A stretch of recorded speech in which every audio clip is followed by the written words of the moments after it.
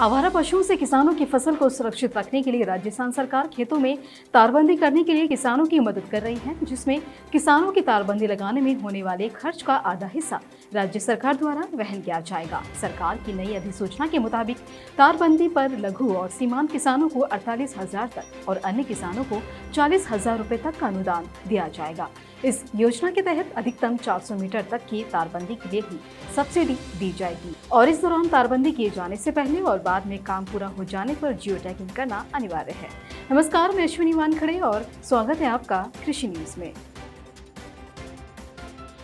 राजस्थान में संरक्षित खेती मिशन के तहत किसानों को पॉली हाउस, शेडनेट हाउस और लो टनल तकनीक से खेती करने के लिए प्रोत्साहित किया जा रहा है और इसके तहत किसानों को राज्य सरकार की ओर से 75% तक की सब्सिडी प्रदान की जा रही है और इसी के लिए राज्य सरकार ने किसानों से आवेदन मांगे हैं। इच्छुक किसान योजना के तहत आवेदन करके सरकारी सब्सिडी का लाभ प्राप्त कर सकते हैं। सरकार का मानना है कि इन नई तकनीकों के इस्तेमाल से किसानों के लिए बदलते मौसम में खेती करना आसान होगा, वहीं किसान प्राकृतिक आपदा और कीट रोगों के कारण होने वाले नुकसान से बच पाएंगे।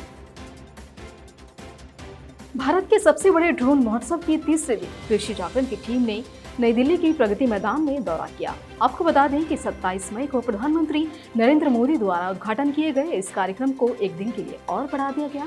महोत्सव में मौजूद कृषि जागरण की टीम ने कंपनी के अधिकारियों से मुलाकात कर बातचीत की। ड्रोन अनुप्रयोग का प्रदर्शन करने के लिए कई स्टार्टअप ने महोत्सव में भाग लिया। आइए एक नजर डालते हैं कि फेस्टिवल में मौजूद प्रदर्शकों का क्या कहना है। ये हमारे पास काफ़ी रेंज की एग्रीकल्चर ड्रोन्स हैं। हमारे पास एक स्प्रे एग्रीकल्चर का ड्रोन अलग है, मैपर अलग है और एक लीडर का अलग है। तो कई तरीके के एग्रीकल्चर ड्रोन्स हम लोग बनाते हैं। तो ये जो ड्रोन्स हैं जो आजकल ख़ास तौर से जिसकी चर्चा ज़्यादा हो रही है, प्राइम मिनिस्टर साहब भी बोल रहे हैं उनके लिए, वो है एग्री स्प्रे ड्रोन।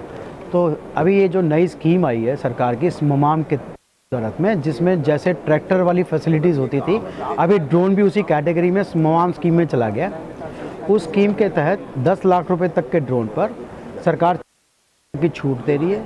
वो छूट कोई भी CHC और जो उनसे FPOs जुड़े हुए हैं वो लोग ले सकते हैं। इसमें इम्पॉर्टेंट बात यह है कि 10 लाख रुपए तक की अगर है, 10 लाख रुपए सब्सिडी के मिल जाते हैं। 6 लाख में से भी 5 लाख से ऊपर एग्री इंफ्रा फंड से वो मिल जाते हैं। तो 70-80 हज़ार रुपये लगाकर एक फार्मर तकरीबन साल के 10 से 12 लाख रुपए की कमाई कर सकता है। तो ये अपने आप में बहुत रिवोल्यूशन होने वाला है और इसके अलावा उसकी 25% कॉस्ट भी कम होने वाली है। तो एक तो एम्प्लॉयमेंट, एंटरप्रेन्योरशिप एक्टिविटीज़ मिलेंगी फार्मिंग एक्टिविटी में, और उसके अलावा जो किसान की वो कीमत कम हो जाएगी, वो एक अलग काम होने वाला है। तीसरा काम ये हो रहा है कि जो 2-3 एकड़ एक दिन में काम कर पाते थे मैनुअल लेबर के साथ, ड्रोन के साथ वो एक दिन में 25 से 30 एकड़ काम किया जा सकता है। तो ज़्यादा काम कम समय में कम कॉस्ट पर ये अब उपलब्ध होने वाला है आम हमारे रूरल भाई बहनों को, उनके फार्मर्स के लिए बहुत इम्प्रूवमेंट होने, ये वो टेक्नोलॉजी है जो काफ़ी ज़्यादा इम्प्रूवमेंट करने वाली है।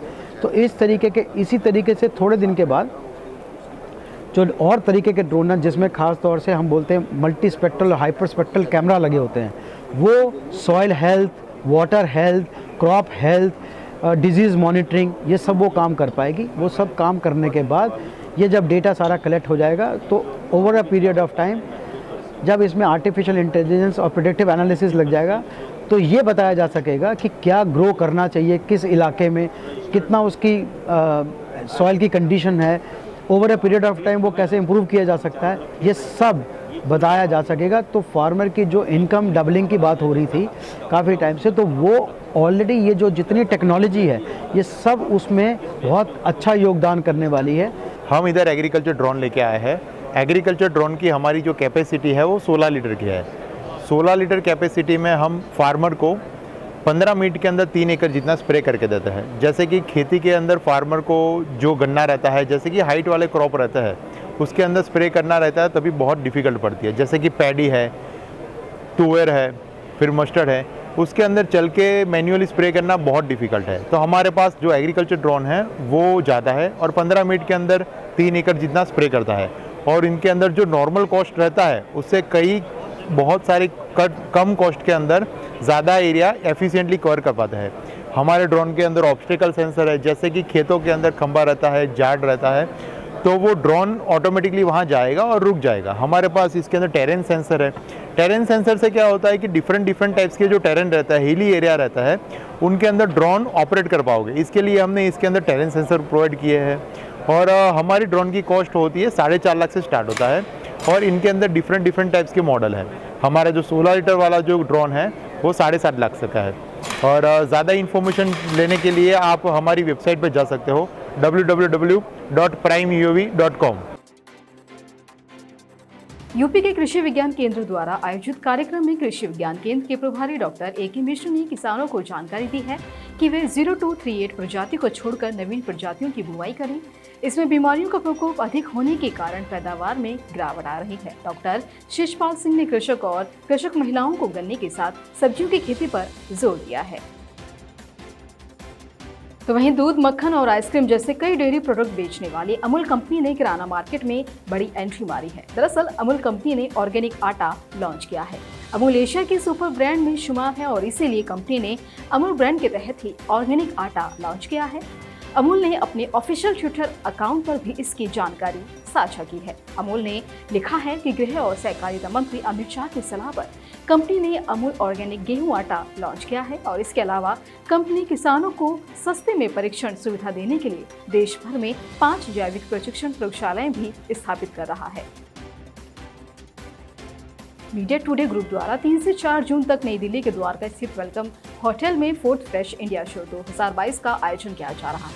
ये 4 खंडों के साथ एक विशेष अंतर्राष्ट्रीय मंच है, जहां global conference, exhibition, networking meet और अवार्ड समारोह आयोजित किया जाएगा, जिसका उद्देश्य भारत में F&B उद्योग को मजबूत करना, परिणाम स्वरूप कृषि व्यवसायों के साथों खपत और मांग में सुधार करना शामिल है। आपको बता दें कि यहाँ कृषि जागरण भी एसोसिएट पार्टनर के तौर पर मौजूद रहेगा। हिमाचल प्रदेश के मंडी जिले में बल्ह घाटी के किसान ने स्विट्जरलैंड में पैदा होने वाली पीले और बैंगनी रंग की फूल गोभी उगाई है। विशेषज्ञों का कहना है कि ये गोभी रोगों से लड़ने की क्षमता बढ़ाती है। गर्भवती महिलाओं के लिए भी ये बहुत उपयोगी है। इसमें antioxidant, nutrition, phosphorus, magnesium, calcium और जिंक पाए जाते हैं, जो मानव शरीर के लिए बेहद जरूरी होते हैं।